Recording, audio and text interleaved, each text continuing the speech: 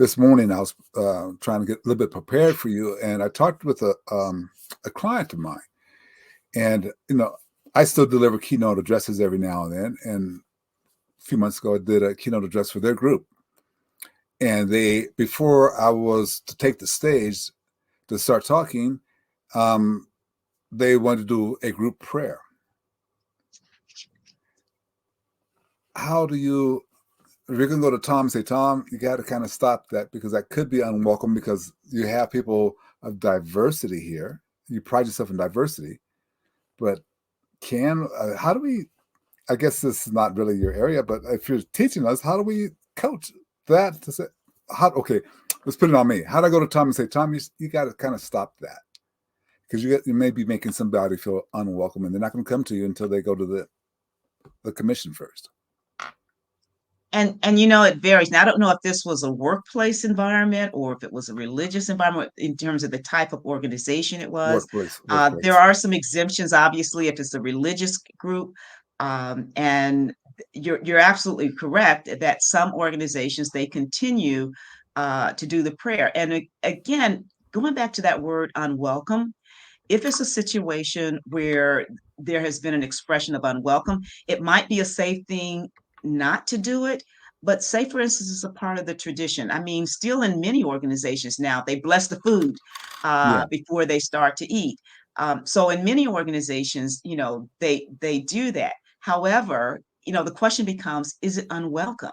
And is it asked for, I would say have the suggestion. If it is a part of the organization tradition, it is what you have always done.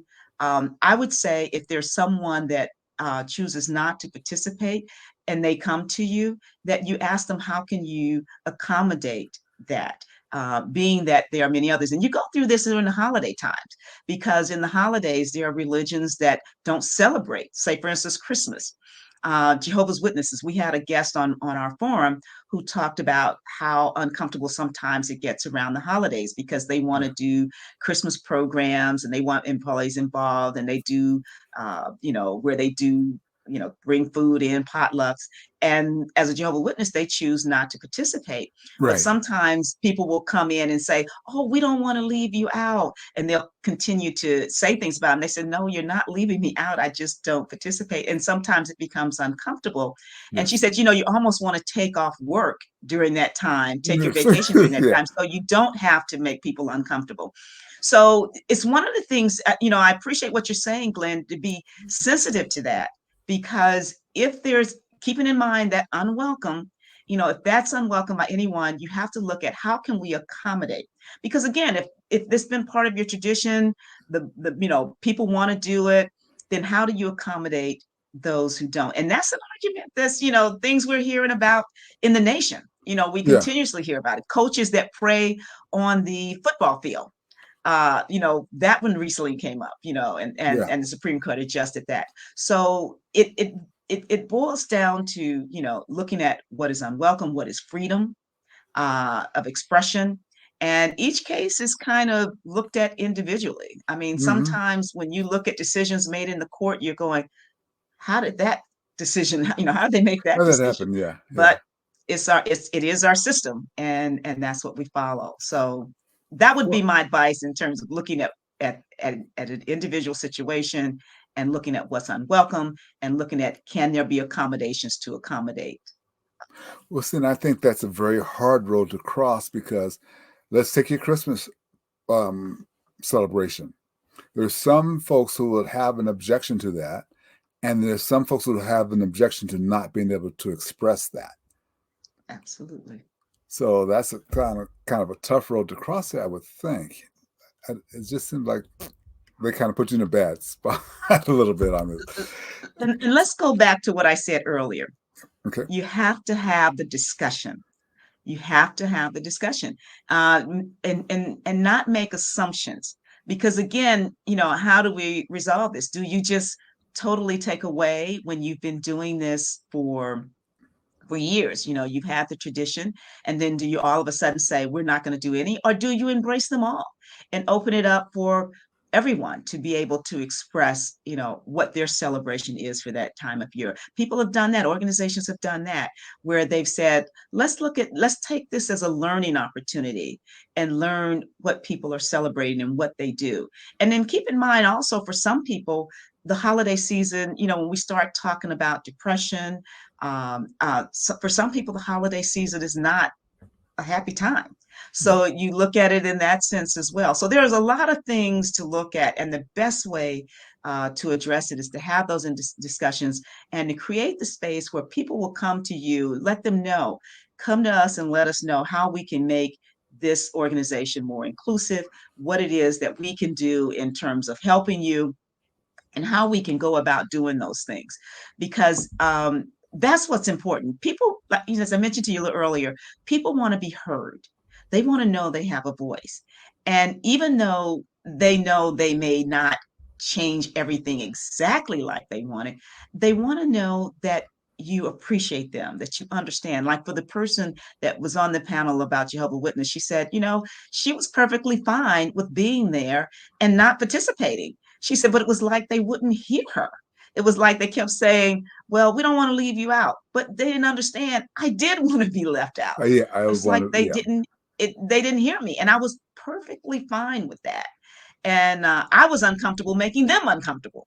So that's really what it boils down to. When you want to know what makes people feel inclusive, you have to ask them. And you have to say, you have to create a space where people are comfortable to come to you and say that. And you have to understand that it takes time. Because even as leaders at the top, I always say it can sometimes, and it can be lonely when you're at the top, because the higher up you go, Yeah. the less people are going to give you feedback. Think about all the feedback you got that got you to where you are. But once you Right. get there, that that list of people dwindles. In fact, that's why many leaders will go to an outside coach, because that list of, the people that would give you Mm. feedback on the way you're up, that number of people dwindles. And even though they hear you when you say what you want, here's what's important. Do they believe you? Do they believe you? And there are things that has to happen in order for them to start believing you. And that is the action. And they have to be willing to ask questions of you, even challenge you, but you have to be a leader that can say, hmm, I didn't Yeah. think I came across that way. But now that you mention it, let's talk about it. But they have to believe you really want to hear their voice. And sometimes that can be hard. Mhm. Coach me on this, because I'm starting to see something as a kind of a thread through a lot of this. In order to be that type of leader that's going to keep you out of this type of issue, you got to have meetings. You got to be able to talk to your employees. You got to be able to hear their meaning behind their words. You got to have great communication skills. You have to understand emotional intelligence. And there's more. Your organization helps us get started down that path and helps us take us down that path. But that's kind of tough, isn't it? Oh, it's not easy. It takes practice, like in anything. Yeah.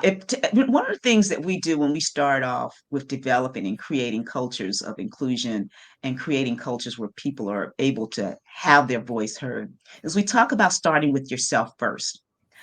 Being honest with yourself. You mentioned emotional intelligence, being honest with who you are. But a big part of that is your own vulnerability, being willing Wow. to open the door and have people tell you the things that you need to see. Because the reality of it is that we can't always see what people see in us.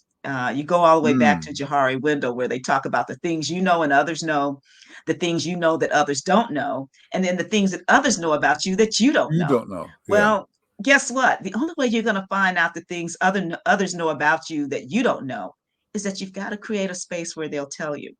And when you say, I'm really open, I want you to tell me, when they go to tell you, and if your reaction is, one that's not comfortable for them, guess what?